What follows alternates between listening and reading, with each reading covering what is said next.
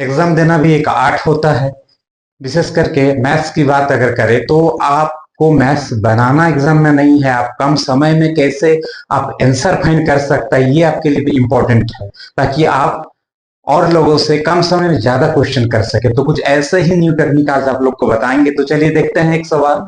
ये वेक्टर का एक सवाल है। तो देखिए इसमें क्वेश्चन में क्या बोला गया है कि the unit vector perpendicular to the plane passing through the points P Q and R, यानी कि इस सवाल का दो पार्ट है। आप एक ऐसा यूनिट वेक्टर निकालिए। पहली बात है कि यूनिट वेक्टर जो कि परपेंडिकुलर हो एक प्लेन के, और वो प्लेन इस पॉइंट से पास कर रहा है, ठीक है। तो देखिए सवाल को पूरा सॉल्व किए बगैर कैसे चंद सेकंडों में उत्तर किया जा सकता है। तो देखिए क्या जरूरत है इस सेकंड पार्ट को सोचने का। पहली बात क्या है कि यूनिट वेक्टर देखना है। तो आपका जो ऑप्शन है ये देखिएगा कि एमसीक्यू में जो है आंसर लिखा रहता है, उसमें से आपको चूज करना है, सवाल को बनाना ही नहीं है। देखिए यूनिट वेक्टर देखना है, तो ये चारों में से यूनिट वेक्टर हम लोग सबसे पहले देख लेंगे कि यूनिट वेक्टर कौन है। तो यूनिट वेक्टर देखने का मतलब इस चीज का मॉड निकालना, ठीक है।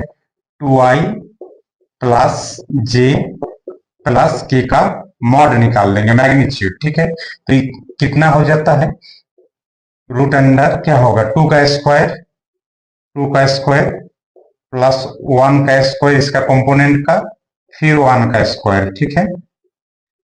यानी कि 4 5 6 रूट 6 हो रहा है, जो कि 1 के बराबर नहीं है।